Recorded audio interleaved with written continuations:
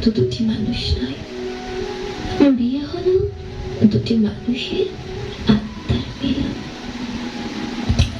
ভালোবাসায় প্রতিশ্রুতি, নির্ভরতা আর একসঙ্গে পথ চলার নতুন যাত্রা। অভিজিৎ রয় আর বৈশাখী দত্তের ভালোবাসায় নতুন গল্প শুরু।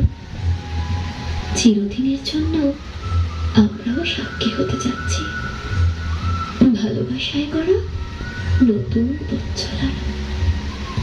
প্রেমের বাটনে আবদ্ধ তাদের পথ চলা হোক সুখ, শান্তি আর আনন্দ করা।